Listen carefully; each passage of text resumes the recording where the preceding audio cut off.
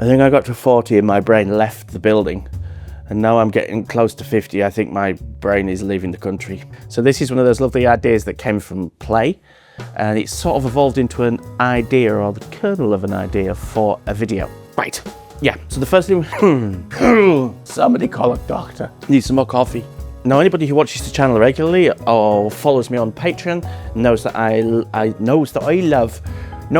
love me some colours, some monochrome drawing, sort of value studies. So basically drawings where you just use a blue, or you use a grey, or you use a red, and it's just one colour, and it's a really useful way of getting your head into like the idea of contrasts and values. Any road. One of my favourite value studies to do with one colour is just use grey. Now, there are roads and there are grey buildings. I can see them. So greys are really important when it comes to sort of urban sketching and watercolours generally. That said, I will not tolerate a single black or grey paint on my palette. It's not happening. I'm not doing it. And I'll tell you why. When I started using watercolours many years ago, I had an Ivory Black and it was a beast. It just took over everything. So black is just a powerful animal that can just trample over everything else. Now, if you have any doubt about what I'm saying, watch kids paint. They'll go, oh, that's a bit darker there. They'll get some black and they'll go, poof, and it just kills the whole thing. So greys, you can mix your own greys, and I'm going to show you how to do that. And I believe, personally, it's my opinion only, you actually get so much more lovely variation and tones and little beautiful watercolour moments if you mix your own greys. Look at this guy, strong Lego. There we go. Get that there, Polly. What was I talking about? Oh yeah, complementary colours. So what we're going to do is we're going to pull up a colour wheel. You can go on to Tinterweb and you can type in colour wheel and it'll throw up millions of these. And you choose one that makes sense, doesn't have loads of variation on it. And look what's opposite on the clock. So you've got, imagine you're looking at a clock and you've got 9 at that side for you, or is it 3? Opposite. So 6 and 12, 9 and 3 on the clock. They're complementary colours. Now, mixing those together will often give you a grey. Now, it's not going to be the same grey. Anyway, I'm telling here, I'm not showing. So let's have a bash and mix in some greys. So I've managed to find an old Winsor & Newton set. I don't know where, this must be 20 years old. And the reason why I've dug this out is because it has some paints in it that I don't normally use. Now, this is Ivory Black and this is Payne's Grey. Or Payne's Grey and Ivory Black. So let's just have a look at those greys on here. And I can show you what they look like. So we've got a Payne's Grey. So Ivory Black is this one. Now, Ivory Black is going to be, it's very black. And it's a bit of a beast. So what I'm going to do is I'm just going to try and do a bit of a sort of rough gradient across there. And you can see how it granulates or not.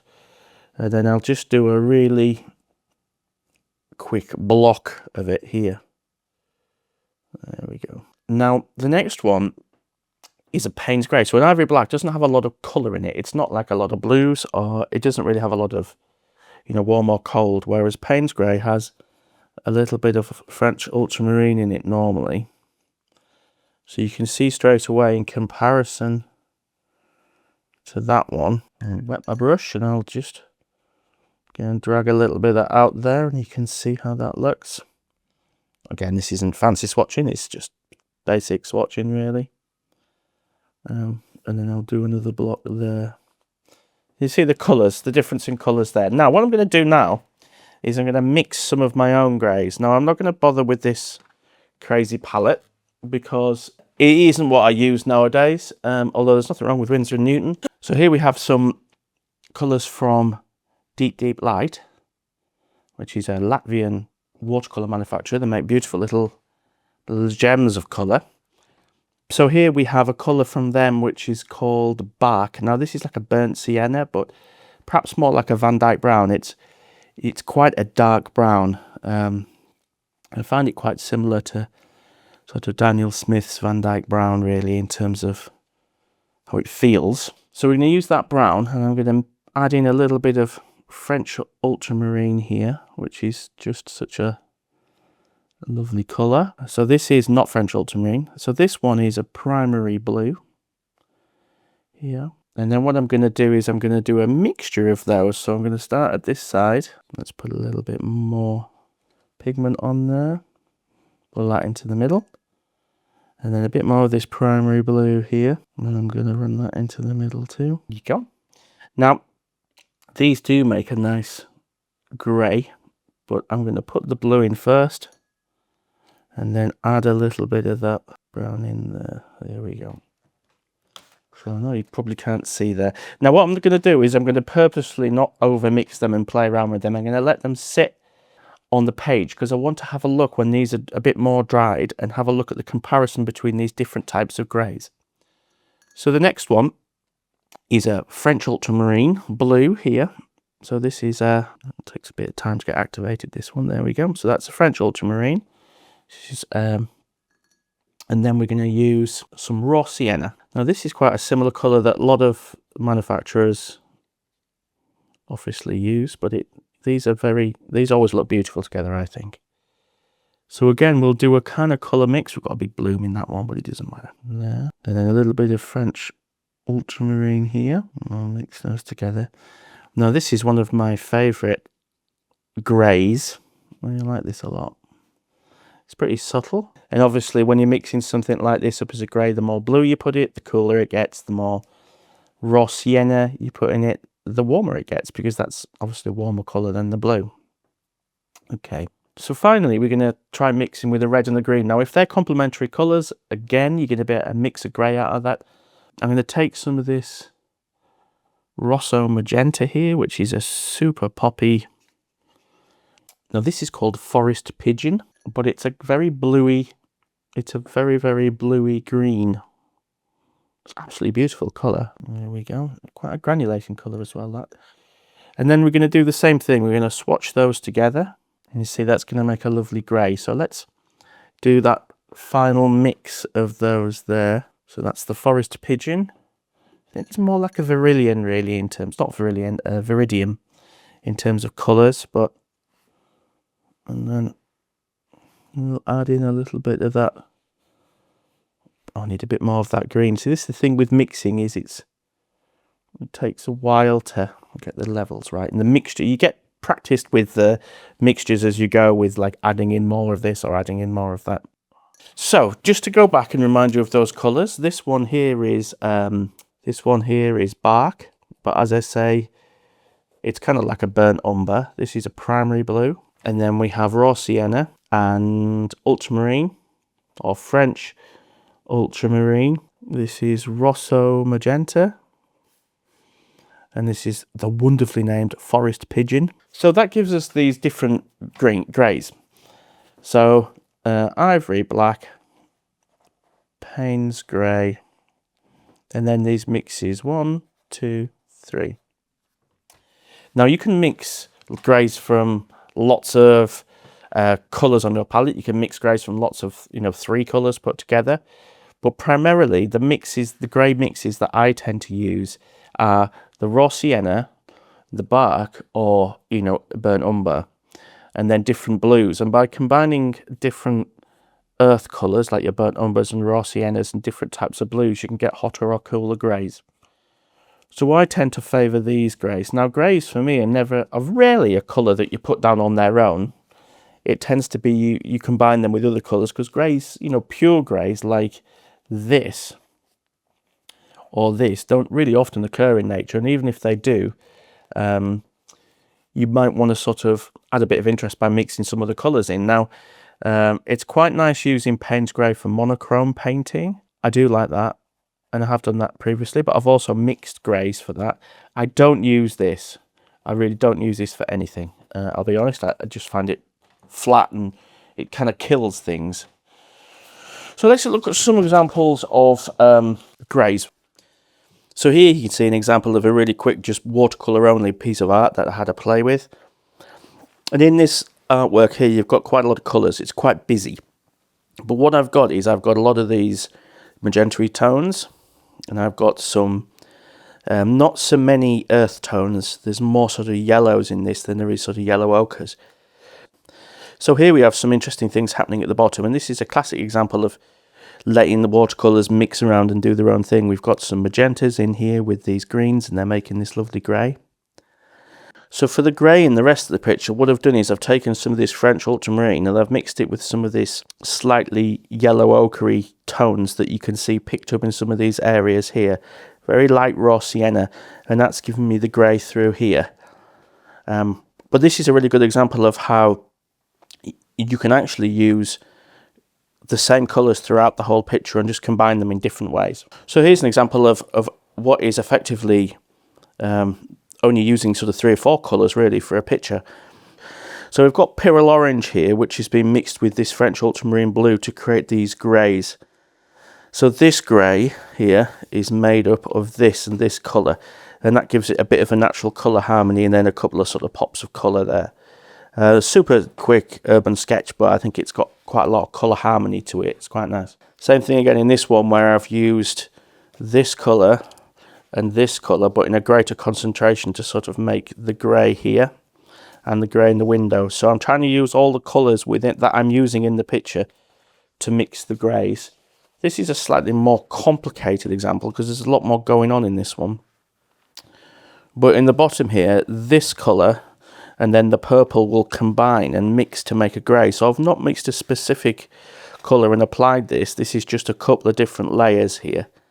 And when they lay over the top of each other and sort of glaze up, you get these greys. There's a lot of greys in this picture actually, and there's a lot of interesting greys that have got sort of green and blue tones in them, and then we've got in the sky some blue and purples, and then in here, the way this is mixed together, where I've just added in different colours, you can see it's sort of grey, but it's quite dark grey, but it's got these different colour pops in it, and that's kind of what I quite like to achieve. I don't want to have a flat bit of colour. I want it to be lively, sort of sexy watercolour. That's what I'm after. So now these are dried a bit, you can see what I was saying about the Ivory Black. It is very flat. It's very it kind of kills everything, but that's fine. If you want to use that, have a play with it. I prefer the Payne's grey as something to have in your palette, and I have had it in my palette at times. But I'm moving more and more away from that because, quite honestly, you just get more interesting colour mixes. You get, you could mix this a little bit better to get a more grayer grey out of that, I think. Perhaps with a little bit more of the forest green pigment in there, but that's going to give you quite an interesting grey. Perhaps shadows under trees and things like that in the woods. This is it's quite a warm grey. I mean, if you mixed a bit more blue in it or used a bit of the primary blue, you're going to get more of a neutral grey. And then this is a cool grey. It's got quite a lot of sort of blue in it here. But it's just so much more interesting. And the thing is, as well, as if you zoom in and have a look at the of what's happening on the paper, it's just got a lot more life to it. And let's face it, real life has a lot of life to it. So there you go. I mean, looking after kids,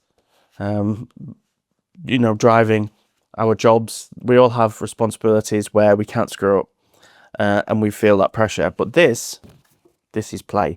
This is messing around. This is a time that you can give yourself just to be free and just have a little bit of fun and see what happens. All our palettes are going to be different.